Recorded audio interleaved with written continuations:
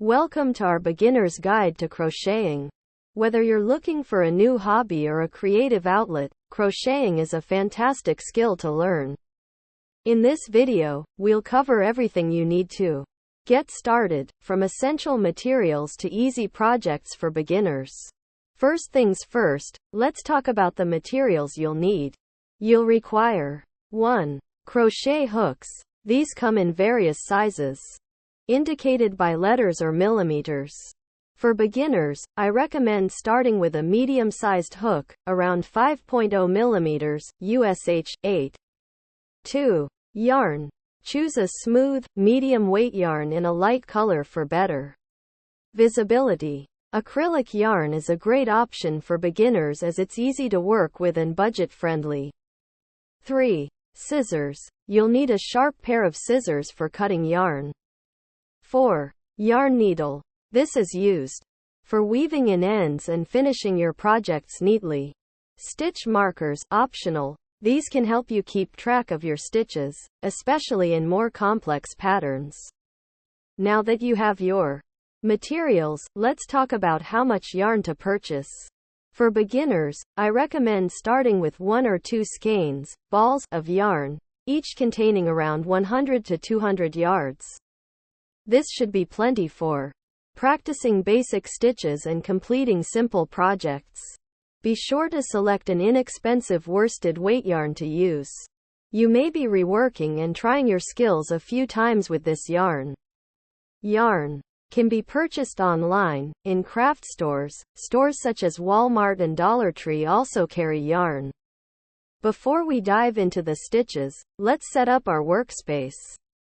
Sit in a comfortable, well-lit area, with all your materials within reach.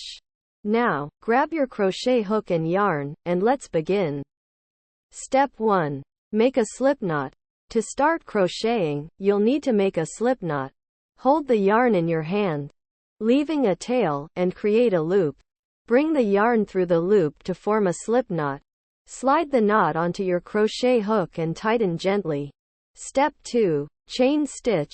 The chain stitch forms the foundation of most crochet projects. To make a chain stitch, yarn over, wrap the yarn around the hook from back to front, and pull the yarn through the loop on your hook. Repeat this process until you have the desired number of chains. Chain stitches are like the building blocks of crochet. They create the initial row and give your project flexibility.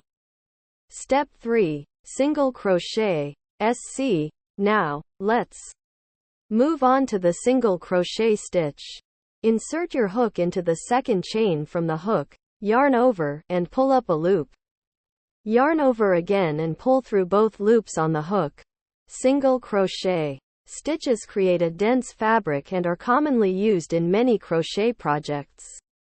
Step 4. Double crochet. DC. Next up, the double crochet stitch. Yarn over, insert your hook into the next stitch, yarn over again, and pull up a loop. Yarn over once more and pull through the first 2 loops on your hook. Yarn over again and pull through the remaining 2 loops. Double crochet stitches are taller than single crochet stitches and are great for creating texture and lace-like designs.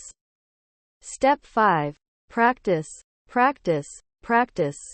Now that you've learned the basic stitches, it's time to practice. Start with small swatches to get comfortable with the motions. Remember, it's okay to make mistakes. They're all part of the learning process. Once you're comfortable with these basic stitches, you can start working on easy crochet projects. Here are a few ideas to get you started. 1. Dishcloth. A simple square or rectangle made using single crochet stitches. It's practical and perfect for practicing even tension. A dishcloth should be crochet using cotton yarn for wear and washability. 2. Granny square. A classic project that can be used to make blankets, scarves, or even coasters. It's made up of a series of double crochet clusters. 3. Amigurumi. Small, stuffed toys that are great for practicing shaping and working in the round.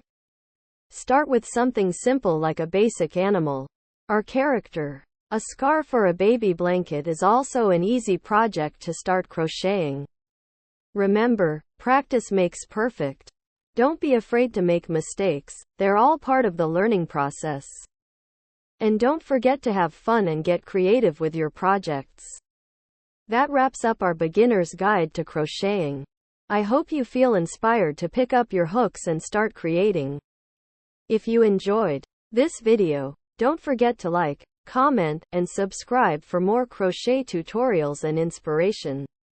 Happy crocheting! Be sure to check out the links below for free crochet patterns, creative online classes, ideas for yarn and crochet hooks and more. Thanks for watching. Don't forget to like and subscribe.